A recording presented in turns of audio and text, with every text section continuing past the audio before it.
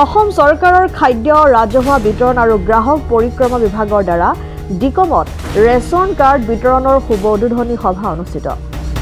অসম চৰকাৰৰ আন এক প্ৰতিশ্ৰুতি পূৰণৰ লক্ষ্যপ্ৰাপ্তি আৰু খাদ্য সুৰক্ষাৰ লগতে জনগণৰ সেৱাৰ অৰ্থে ডিব্ৰুগড় জিলা প্ৰশাসনৰ দ্বাৰা আয়োজিত চাবুৱা লাহোৱাল সমষ্টিৰ নতুনকৈ ৰেচন কাৰ্ড বিতৰণৰ প্ৰথম পৰ্যায়ৰ আনুষ্ঠানিক কাৰ্যসূচীৰ আঁত ধৰে ডিকম জিলা পৰিষদৰ প্ৰাক্তন সদস্য ব্ৰজেন গগৈয়ে।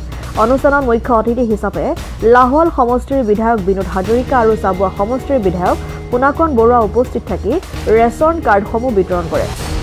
চাবুৱা লাহোৱাল সমষ্টিত সংযোজিত নতুন হিতাধিকাৰীৰ সংখ্যা 16,005 গৰাকী, আনহাতে উপকৃত হোৱা মুঠ পৰিয়ালৰ সংখ্যা 8,240 গৰাকী।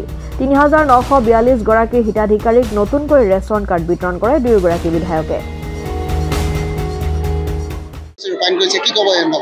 প্ৰথম কথা হ'ল যে মাননীয় দেশৰ প্ৰধানমন্ত্ৰী নৰেন্দ্ৰ মোদী ডাঙৰীয়া, অসমৰ জনপ্ৰিয় মুখ্যমন্ত্ৰী ডক্টৰ হিমন্ত বিশ্ব শৰ্মা ডাঙৰীয়াৰ প্ৰচেষ্টাৰ কাৰণে ইতিমধ্যে আমাৰ চাবুৱা বিধায়ক হিচাপে মই যথেষ্ট সুখী হৈছোঁ। এইকাৰণে প্ৰায় 99% পৰিয়ালৰ ইতিমধ্যে আমাৰ এই ৰেচন কাৰ্ড খাদ্য সুৰক্ষা আইনত 2013 চনৰ খাদ্য সুৰক্ষা আইনৰ অন্তৰ্ভুক্ত। অৰ্থাৎ আমি দৰিদ্ৰ লোকসকলে আমাক যেতিয়া আমি সভা সমিতিলৈ যাওঁ, গাঁও বাগিচালৈ যাওঁ, তেতিয়া আমাক সদায় প্ৰশ্ন কৰি আহিছিল আৰু সেইখিনি কথা আমি বহু সময়ত আমাৰ মাননীয় মুখ্যমন্ত্ৰী মহোদয়ক আমি অৱগত কৰিছিলোঁ।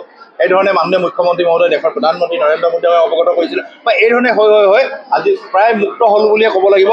হয়, ক'ৰবাত এখন দুখন ক'ৰবাত হয়তো থাকি যাব পাৰে, খুব ৰেয়াৰ। তো সেইখিনিও নিশ্চয় অনাগত দিনত আজি যেনেকৈ ছমাহৰ আগতে এইখিনি আমি দিলোঁ, এতিয়া ঠিক আকৌ ছমাহৰ পিছত আকৌ এইখিনি দিছোঁ।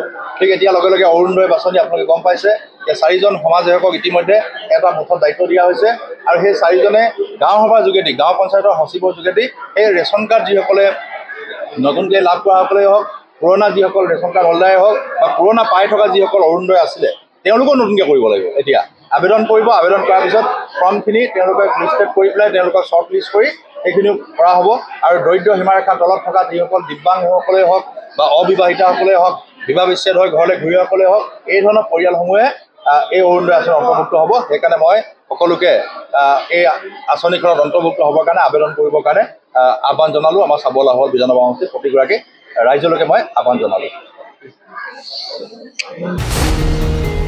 News desk report, democratic Assam.